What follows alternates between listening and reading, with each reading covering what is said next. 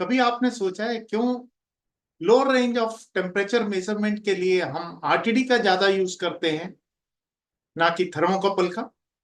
और क्या आप जानते हैं कि आरटीडी में सिंप्लेक्स क्या होता है और डुप्लेक्स क्या होता है? यदि आपका उत्तर ना में है और आप इसके उत्तर के बारे में जानना चाहते हैं, चलिए मेरे यानी राजीव वासुदेवा के साथ हम इन क्वेश्चंस का आंसर जानने की कोशिश करते हैं अपने इस वीडियो में। Hello everyone and welcome to YouTube channel of LK industrial solutions, जहां पर हम प्राइमरी प्रोसेस इंस्ट्रूमेंट्स के बारे में जानते हैं।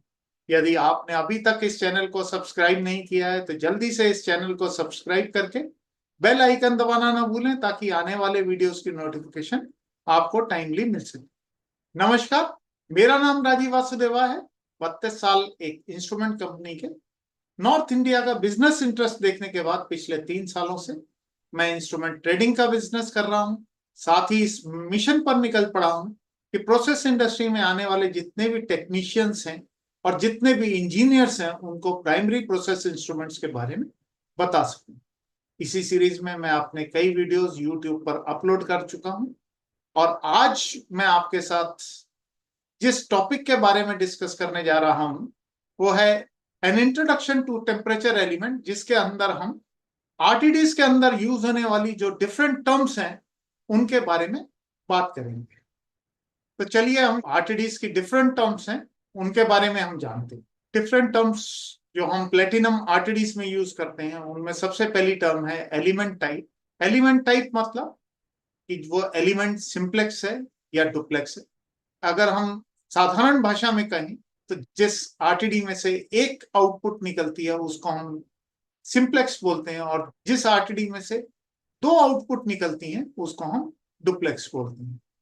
नेक्स्ट आ जाता है हमारा कॉन्फ़िगरेशन। कॉन्फ़िगरेशन में तीन जो उसके डिवीजन आते हैं, एक 2 वायर सिस्टम, एक 3 वायर सिस्टम और एक 4 वायर सिस्टम। अभी हम जानते हैं कि ये 2 वायर सिस्टम, 3 वायर सिस्टम और 4 वायर सिस्टम होता क्या है। 2 वायर सिस्टम जो है वो मोस्ट सिंपल फॉर्म है इसकी कॉन्फ़िगरेशन की। इसमें जो एक बेसिक एलिमेंट रहता है उसमें से जो मेन दो वायर्स निकल रही होती हैं सिर्फ वही रहती हैं। ये हमारी दो वायर्स हैं जो हमारे एलिमेंट में से निकल रही। अगर हम 3 वायर सिस्टम की बात करें तो ये मोस्ट पॉपुलर फॉर्म है जो इंडस्ट्री में यूज होती है। ज्यादातर लोग 3 वायर सिस्टम की आरटीडी ही यूज करते हैं।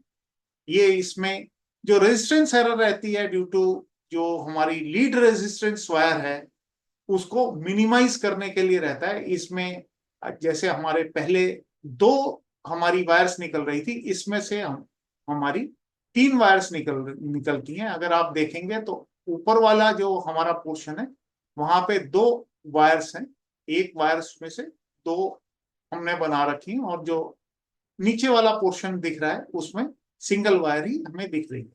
तो ये हमारा बेसिकली 3 वायर सिस्टम कहलाता है, जो कि लीड वायर रेजिस्टेंस की वजह से जो रेजिस्टेंस एरर रहती है उसको मिनिमाइज करने के लिए हम एक कंपनसेटिंग वायर उसमें देते हैं। अगर हम 4 वायर सिस्टम की बात करें तो ये मोस्ट एक्यूरेट जो हमारी कॉन्फ़िगरेशन है वो रहती है। इसमें जो रेजिस्टेंस एरर है जो लीड वायर रेजिस्टेंस की वजह से आ रही है वो ऑलमोस्ट जीरो हो जाती है। इसमें हमारी 4 वायर्स रहती हैं, दो ऊपर वाले में से और दो नीचे वाले में से। तो ये टोटल दो ऊपर की और दो नीचे की मिला के ये 4 वायर्स बन जाता है। ये हमारा मोस्ट एक्यूरेट फॉर्म जो है वो कहलाता है। और ये जहां पर हमें ज्यादा एक्यूरेसी की जरूरत होती है वहां पर हम ये वाला 4 वायर सिस्टम वो यूज करते हैं, या 4 वायर कॉन्फ़िगरेशन जो है वो हम सिलेक्ट करते हैं।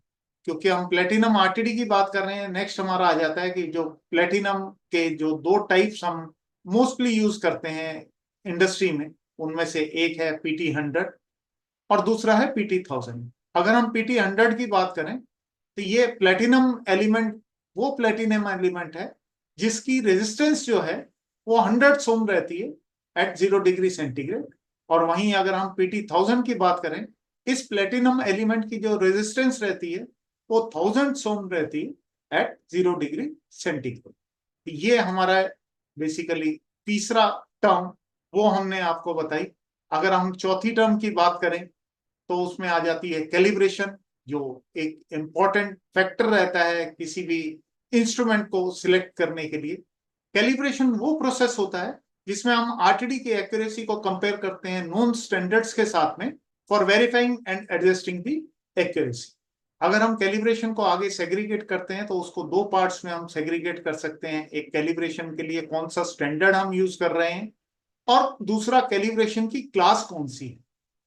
अगर कैलिब्रेशन स्टैंडर्ड की बात करें तो हम इसमें दो तरह के स्टैंडर्ड यूज करते हैं, एक DIN 43760 और दूसरा IEC 60751। अगर हम DIN की बात करें तो आज की डेट में DIN स्टैंडर्ड जो है, DIN 43760, वो उतना यूज नहीं होता है, बल्कि मैं ऐसा कहूंगा कि उसको भी हमने IEC 60751 के हिसाब से मॉडिफाई कर दिया है, और उस मॉडिफाई स्टैंडर्ड को हम यूज करते हैं। और जो IEC 60751 स्टैंडर्ड है वो हमारा इंटरनेशनली यूज होने वाला एक कॉमन स्टैंडर्ड आज की डेट में बन गया है। अगर हम कैलिब्रेशन क्लास की बात करें तो उसको दो पार्ट्स में हम डिवाइड कर सकते हैं, एक क्लास ए और दूसरा क्लास बी। अगर हम कैलिब्रेशन क्लास में क्लास ए और क्लास बी के बीच में बात करें, क्लास ए जो है वो मोर एक्यूरेट रहती है और क्लास बी जो है वो लेस एक्यूरेट रहती है। अभी उनमें क्या डिफरेंस रहते हैं उसके बारे में हम आगे आपके साथ में डिस्कस करेंगे। लेकिन अगर हम कहें कि क्लास बी की एक्यूरेसी 0.75% है, तो क्लास ए की एक्यूरेसी जो है वो 0.5% के करीब रहेगी। उसके बाद आ जाता है शीट। शीट का अगर बात करें, शीट वो प्रोटेक्टिव कवरिंग है जो हमारे आरटीडी के एलिमेंट को कवर करती है, सराउंड्स करती है, ताकि जो हमारा डेलिकेट सेंसिंग एलिमेंट है उसको हम प्रोटेक्ट कर सकें एनवायरमेंटल डैमेजेस से, मॉइस्चर से, या हम कहें कोरोसिव और हाई टेम्परेचर जो कंडीशन है उनसे। उसके बाद आ जाता है ओपन एंड। ओपन एंड वो पार्ट रहता है जहां से हमारी लीड वायर्स जो हैं वो प्रोटेक्टिव शीट के अंदर से, प्रोटेक्टिव कवरिंग के अंदर से बाहर आती हैं, और जिनको हम मेजरमेंट सिस्टम के साथ में कनेक्ट करते हैं। अगर हम ओपन एंड्स की बात करें तो ये डिफरेंट डिफरेंट टाइप के ओपन एंड्स होते हैं। उनमें अगर हम बात करें, सबसे पहला हमारा आ जाता है कि हमारा जो टर्मिनेशन है वो हम एक टर्मिनल ब्लॉक में करते हैं, जिसके अंदर हमारी लीड वायर्स जो शीट के अंदर से निकल रही हैं वो जाके टर्मिनेट होती हैं, और उसके साथ में हम जो मेजरिंग सिस्टम की तरफ जाने वाली हमारी वायर्स हैं उनको हम अटैच कर देते हैं। ये हमारा एक टर्मिनल ब्लॉक का एक मैं आपको फोटोग्राफ दिखा रहा हूं। दूसरा आ जाता है कि हम वो जो लीड वायर्स बाहर निकल रही हैं उनको हम PTFE इंसुलेटेड फ्लेक्स टेल्स के साथ में या फ्लेक्सिबल वायर्स के साथ में उनको टर्मिनेट कर देते हैं। ये PTFE फ्लेक्सिबल टेल्स का एक मैं आपको फोटोग्राफ दिखा रहा हूं। इसके बाद आ जाता है हम उसको टर्मिनेट कर देते हैं एक पॉट सील में। पॉट सील में टर्मिनेट करने का जो पर्पज रहता है वो इसीलिए रहता है कि कहीं वायर्स खींचने की वजह से वो जो हमारी लीड वायर्स जो एलिमेंट से निकल रही हैं, या जो हमारी फ्लेक्सिबल टेल्स हैं या फ्लेक्सिबल वायरिंग्स हैं जो हम मेजरिंग सिस्टम की तरफ ले जा रहे हैं, वो आपस में खींच के टूट ना जाए या वो वहां से एक दूसरे से अलग ना हो। ये मैं आपको एक पॉट सील का फोटोग्राफ दिखा रहा हूं ताकि आप समझ सकें कि पॉट सील कैसा रहता है। इसके बाद अगर हम कहें तो ये टर्मिनेट करते हैं हम इसको प्लग एंड जैक अरेंजमेंट में। प्लग एंड जैक वैसे ही रहता है जैसे हमारा प्लग एंड सॉकेट रहता है जो इलेक्ट्रिकल में हम यूज करते हैं, उसी तरह से इसमें भी एक प्लग एंड सॉकेट रहता है। हमारी लीड वायर्स हैं जो सेंसिंग एलिमेंट से आ रही हैं, जो शीट में से निकल रही हैं, एक तरफ वो लगा देते हैं। अगर प्लग के साथ लगा रहे हैं तो दूसरी तरफ वाली हम जैक के साथ में लगा देते हैं। अगर ये वाली जैक के साथ में लगा रहे हैं तो दूसरी वाली हम प्लग के साथ में लगा देते हैं। तो ये प्लग एंड जैक का जो अरेंजमेंट रहता है उसके लिए एक मैं आपको फोटोग्राफ दिखा रहा हूं ताकि आप समझ सकें कि ये प्लग एंड जैक का अरेंजमेंट होता क्या है। इसके बाद अगर हम बात करें तो ये हम टर्मिनेट करते हैं एसएस बेस प्लेट में। एसएस बेस प्लेट में टर्मिनेशन करने का बेसिक पर्पस यही रहता है कि उसके ऊपर हम अगर ट्रांसमीटर हमने हेड के अंदर ही लगाना है तो हम उसको हेड के अंदर ट्रांसमीटर को लगा के टर्मिनेशन जो शीट से निकल रहा है वो भी कर सकें, और जो हमें टर्मिनेशन की दूसरी वायर्स जो हमारे मेजरिंग सिस्टम से आ रही है वो भी हम इसके अंदर टर्मिनेट कर सकें। ये मैं आपको एक बेस प्लेट के अंदर जो टर्मिनेशन है उसका एक फोटोग्राफ दिखा रहा हूं ताकि आप समझ सकें कि किस तरह से ये अरेंजमेंट रहता है। अभी सबसे पहले हम जानते हैं कि टर्मिनल ब्लॉक होता क्या है। टर्मिनल ब्लॉक एक इंसुलेटेड ब्लॉक रहता है जिसमें कनेक्टर टर्मिनल रहते हैं जो हम यूज करते हैं हमारी वायर्स जो आरटीडी एलिमेंट से आ रखी हैं उनको टर्मिनेट कर सकें, और उनको आगे जो हमारा कंट्रोल रूम है वहां तक ले जाने के लिए जो दूसरी वायर है उसको भी टर्मिनेट कर सकें। टर्मिनल ब्लॉक देखने में कैसा लगता है उसकी बात करते हैं। उसमें जो अगर हम आरटीडी की बात करें तो आरटीडी में ये डुप्लेक्स आरटीडी का हमारा ये टर्मिनल ब्लॉक है, जिसमें अगर हम ये पोर्शन देखें जिसमें ये स्प्रिंग सा दिख रहा है दोनों तरफ, ये स्प्रिंग लोडेड अरेंजमेंट है, और ये बीच में ये जो ये तीन ये और तीन ये आरटीडी के टर्मिनल्स हैं जहां पर हमारे यहां से बीच में से निकल के आके वायर्स जो हैं इंटरनल वायर्स हैं वो निकलती हैं जो आरटीडी के एलिमेंट्स की वायर रहती हैं, और वहां से फिर हम उनको इसी के साथ में अटैच करके अपने कंट्रोल रूम तक लेके जाते हैं।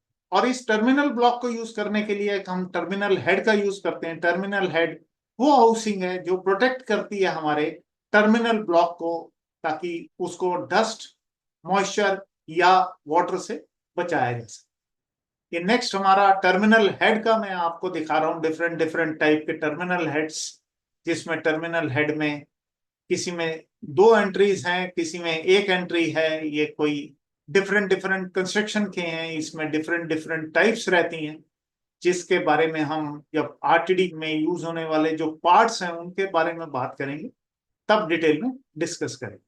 मुझे उम्मीद है आज का ये जो वीडियो है ये आपको पसंद आया होगा। यदि ये वीडियो आपको पसंद आया है तो आप इस वीडियो को लाइक कीजिए, इसको सब्सक्राइब कीजिए, और अगर आपको लगता है कि इसमें कुछ ऐसी इंफॉर्मेशन है जो आपके किसी साथी के काम आ सकती है, आपके यहाँ पे जो नए इंजीनियर्स हैं या नए जो टेक्नीशियंस हैं उनके किसी काम की है, तो आप ये वीडियो जो है उनके साथ शेयर भी कर सकते हैं ताकि वो भी अपनी नॉलेज को अपग्रेड कर सकें। यदि आप हमारे साथ कनेक्ट होना चाहते हैं तो आप हमारे फेसबुक पेज पे हमारे साथ जुड़ सकते हैं, आप फेसबुक ग्रुप पे हमारे साथ जुड़ सकते हैं, आप इंस्टाग्राम पर भी हमें फॉलो कर सकते हैं, और लिंक्डइन पर भी आप हमें फॉलो कर सकते हैं।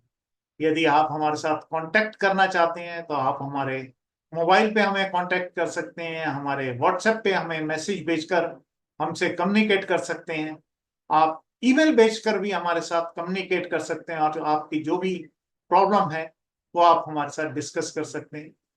आप हमारी वेबसाइट पर जाकर भी हमारे प्रोडक्ट्स को भी देख सकते हैं, और वहां पर कॉन्टेक्ट अस का फॉर्म भर के भी हमारे साथ कॉन्टेक्ट कर सकते हैं। इसके अलावा इसी वीडियो के नीचे जो कमेंट्स के कॉलम है उसमें भी आप अपना कमेंट्स डाल सकते हैं। आप बता सकते हैं कि हमारे इस वीडियो में हमें कहां पर सुधार की जरूरत है, या आप कौन सा ऐसा प्रोडक्ट चाहते हैं जिसकी नॉलेज आप चाहते हैं कि हम आपके साथ शेयर कर सकें, वो भी आप उसमें दे सकते हैं। जल्द ही प्राइमरी प्रोसेस इंस्ट्रूमेंट के अपने अगले वीडियो में हम आपके साथ फिर मिलेंगे। तब तक वीडियोस देखते रहिए, सीखते रहिए, सबसे बड़ी बात इम्प्लीमेंट करते रहिए। Thank you. जय हिंद।